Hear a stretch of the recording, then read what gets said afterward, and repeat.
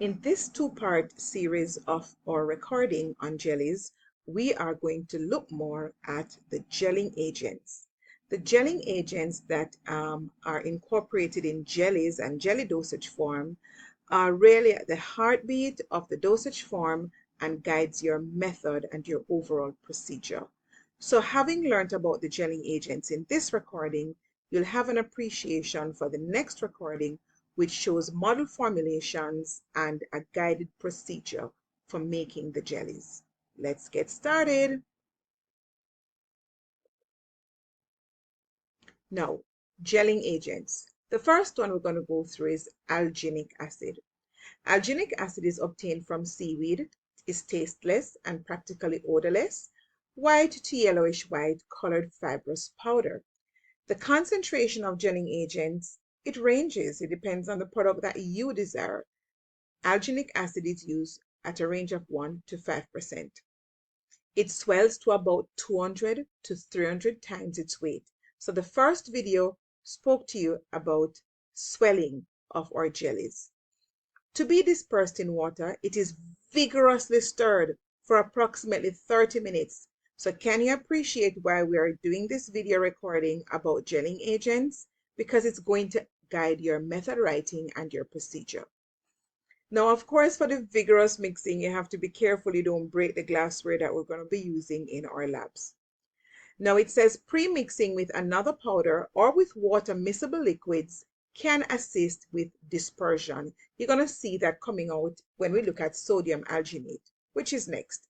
Sodium alginate can be used as a lubricant of itself in a product at 1.5 to 2%, but in dermatological products, they may be used up to 10%. Now, here we have 2 to 5% alcohol.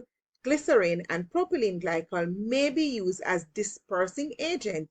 They wet and hydrate the gelling agent so that the clumping and the lumping does not take place when you're making your product.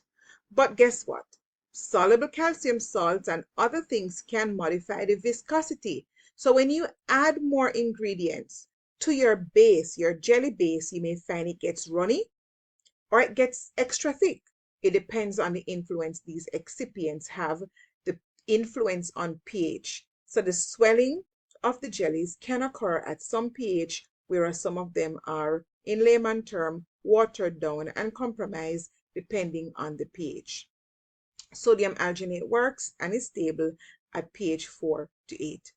Benzoic acid is a good preservative or sodium benzoate, along with the parabens, methyl and propyl parabens, and the concentrations are listed here. But don't forget to check your references such as your Martindale Pharmacopoeia, because it does give you the physical chemical properties and the general guide on compatibility in that book. Now, in the interest of time, I went over to ChatGPT, and this was generated today, February 4th, 2025, to get a comparison of sodium alginate versus alginic acid. Let's take a quick look. Sodium alginate is the salt of the alginic acid, which is water soluble and widely used. On the other hand, alginic acid is a natural polysaccharide extracted from brown seaweed, which is insoluble in water and exists as a weak acid. When you look at the solubility profile, the sodium alginate readily dissolves to form a viscous solution, whereas alginic acid is insoluble and can absorb large amounts of water and give you a gel-like structure. pH sensitivity. Sodium alginate remains soluble in neutral and alkaline conditions but can form a gel when exposed to divalent cations like calcium, whereas algic acid becomes insoluble in acidic conditions and can even precipitate. Where do we find these products? Sodium alginate is widely used in food, thickening agent, right, in pharmaceuticals, cosmetics, and other industries. Same thing for alginic acid. Now let's move over to bentonite. Bentonite is quite interesting, right? It's used in a lot of face masks, that mud mask you put on your face. But bentonite is odorless, fine, very micronized, small flakes, particles. And for these now, you can have the bentonite magma of up to 5% used in a jelly kind of formulation. How do we prepare the bentonite? Very important.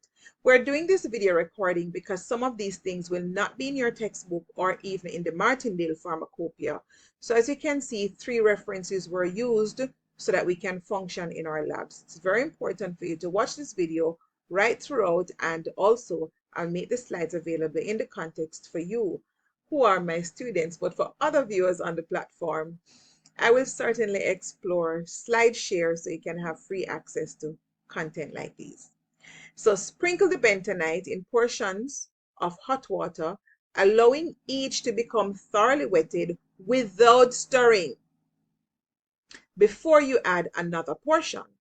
The mixture is allowed to stand for 24 hours, allowing for hydration, and there's that word again, swelling, before you can stir. And bentonite swells up to 12 times its volume when you add water. But let's jump back up to the top. That's the second method. The first option I saw in one of the references is to prepare mechanically a blender where you're blending and adding the bentonite directly to purified water while the machine is running. So high shear mixing is necessary to this, either high shear mixing or time in the second option. As you can see here, we don't have the legacy of 24 hours in our lab context, and so we hardly use formulations with bentonite unless we're going to make a pre-made formulation where you just come to the lab and use it. These are some things to consider. Bentonite is insoluble in water and alcohol. Swelling can be facilitated when you wet with water and glycerol. It has an alkaline pH, and if you lower the pH to 7, then it changes the suspending capacity of the bentonite magma. Tragacanth is another popular one, and that we'll definitely use in our labs. The gels are more stable at pH 48. So remember, when you add active ingredients, that can change the pH of a substance, right, of the system. The amount necessary depends on the formulation. You can use it at a range of 2 to 3%, and for some formulations up to 5%. It is water-loving, hydrophilic, right, forming gel in the water. And if you look across here for notes, points to note, it loses viscosity, right, depending on the source. When you use it, it leaves a film on the skin that flakes, and you can lose viscosity if you don't stick to the pH range. For example, think about adding benzoic acid, a preservative, right? That can influence the pH. It cannot be stored for a long time because it's prone to microbial growth, and that's the issue with a lot of these natural ingredients. So let's see the method. When you're using Tragacanth, you add the Tragacanth to water, or vice versa. There's a big lumping that takes place, okay, because it's poorly wetted. So to overcome this, you have to mix vigorously, or you can add alcohol, ethanol, glycerin, or propylene glycol, which are also called humectants, but they are wetting agents. And if you're doing solution dosage form, these are examples of co-solvents, but for the context of jellies, they are wetting agents. And you use these to mix the Tragacanth before the Tragacanth interfaces with the water. Now, gelatin, this is different. Gelatin needs heat to form a solution. So unlike the other gelling agents I've mentioned before, some jellies we have to set up the water bath and hot water in the lab. So let's see. Gelatin is insoluble in cold water, but it will swell and soften. And this is important in the hydration, the very first stage. Afterwards now, we place it on the water bath where it warms up so that a solution, you call it a sol, S-O-L, can be formed. Now, depending on the portions of gelatin, it can be very stiff, very inflexible, and difficult to use. So, for the patient to actually use this, let's look at the notes. Jellies containing gelatin have to be melted by the patient, cool so it doesn't burn them, and then applied to the skin with a soft brush. Now, are we still using this in modern context? No, but we're using it in our labs to demonstrate the principle because it's one of the few gelling agents that requires heat. Now, it says here that it may be moistened with about 3 to 5 parts of organic liquid such as alcohol, propylene glycol, again, are humectants or wetting agents, followed by hot water and cooling in the solution process. This is a second version I saw compared to the cold water first, then the heat, right? Here you put alcohol, propylene glycol, then the heat. Now, some other gelling agents include CMC, which is carboxymethylcellulose, and you also have sodium carboxymethylcellulose, and you have methylcellulose. Those are three different cellulose gelling agents. CMC is used at 4 to 6%, but it can precipitate if the pH dropped to below 2, which we will not be using in products at pH 2. But the maximum stability here is 7 to 9. What is the big takeaway? Some gelling agents are affected by pH and some are not. You have to use things like the glycerin, the wetting agent or humectant, to prevent drying out of the formulation. It's not compatible with alcohol, so you have to be careful. And CMC is soluble in water at all temperatures. Why? Because some of them, like down here, methylcellulose loves hot water. So you have to look at the Martindale pharmacopoeia, the property of the gelling agent, because it says here it can be dispersed, the CMC can be dispersed at high shear. So the rate of mixing is important when you use cold water, or else clumping and agglomeration can actually take place. Methylcellulose is used at up to 5%, so you can use less. It hydrates slowly in hot water. The powder is dispersed at high shear. There's a mixing again in about 1/3 of the water that is necessary. And the temperature of the water is mentioned here in your references, which is 80 to 90 degrees. Once the powder is finally dispersed at high shear, the rest of the water, which is now cold, and I'm seeing in your books that ice can even be added. We can probably do an experiment with this in one of our practice labs. High concentration of electrolytes can salt out your gelling agent and alter the viscosity, so we have to be careful. Now, let me see how far we are. We're almost there. Carbomer and pectin are two more that we're going to look at. Carbomer is actually used a lot in hand sanitizers. That's one of the more popular ones you'll see on the market. It's a fluffy white resin that's very bulky. It looks huge, but is very light.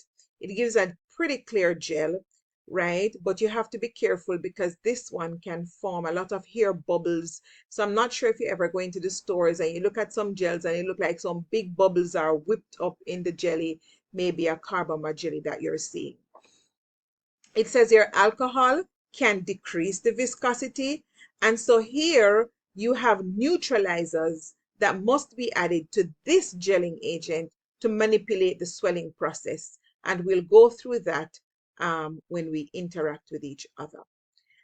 Now, pectin is natural again.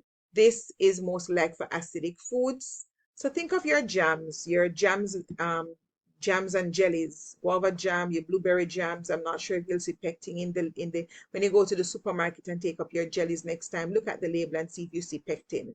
So glycerol is a dispersing agent or humectant. So you should be comfortable with the word humectant at this stage, right? It prevents water loss from the product. And it may be combined, the pectin, with other gelling agents such as gelatin. Natural gelling agents are prone to microbial growth, and so preservatives are definitely required. If you watched the first set of recording where I introduced you to ointment dosage form, you would have seen this word humectant. In watching the recording, I said emollient when I was talking about it, right? And so let me go. Humectant. It increases the water holding capacity of semisolids on the skin, but in the preparation, it prevents drying out or moisture loss. And a popular example here is glycerin and propylene glycol. We did pectin already, that's a duplication, but starch and povidone, and then we look at preservative, and the recording I'm trying to keep below 20 minutes. So starch is used as a popular gelling agent. Glycerin in amounts of 50% may act as preservative and humectant. You do have a starch mucilage which can be prepared, but it can be subjected to microbial growth, and you definitely need preservative. Povidone up to 10% may be used I think this may be found in eye drops. We can look at some, when you go to the pharmacies, ask for some eye preparation, some eye drops, that nice thick drop coming out, and see if you see povidone in it, okay? Here it is compatible with a wide range of ingredients, and so there's really not much incompatibility issues, and it's used to increase the solubility of poorly soluble drugs.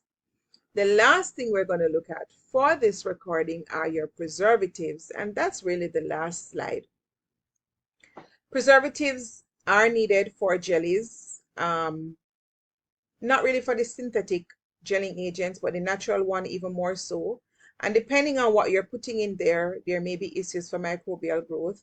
And jellies, remember that's with a lot of water, and so the water in and of itself is predisposing the recipe to microbial growth.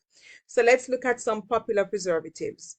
The parabens, methyl hydroxy, propyl hydroxy is used when you're using trachacant as a gelling agent. Sodium alginate, we can use benzoic acid, chlorocresol. Chlorocresol you will see again in the recording on how to make aqueous cream. Hydroxy benzoate, methyl can be used. And I did take note that the concentration varied. So for example, let's look. The trachacant, the textbook had 0.2% for the methyl hydroxybenzoate, but for the sodium alginate, it gave a range, 0.1 to 0.2. So look in your references and see what the range of the preservative is for the formulation that you are using. Pectin, I'm seeing here that for the jellies, 0.2% is used, but you'll know, and if you look back at solution dosage form, we use 0.1 for oral preparation. So take note of this 0.2, which is being used for topical preparation for benzoic acid. That stands out for me. Benzalkonium chloride can be used at 0.02%. What else is here? Chlorhexidine acetate at 0.02%. And this is taken from the Cooper and Guns Dispensing for Pharmaceutical Students. It's an old book, but I thought it was a really relevant topic. So that brings us to the end of this recording number 2. So in this recording, we looked at compounding jellies, 2-part recording, but the focal point is navigating the gelling agent and linking it to your method development when making jellies. And of course, because of the high proportion of water and some gelling agents being natural, bacteria is an issue. Microbial growth is an issue, not just bacteria, but mold and fungi. And so you need a good preservative system for your product to be stable. Thank you for watching this recording. Please remember to subscribe to the channel, like the content if it was beneficial, and comment if you so desire. Stay tuned for a recording 3-part where we look at some model formulation and their recipes, the preservative and the gelling systems that is listed. Thank you for watching this video.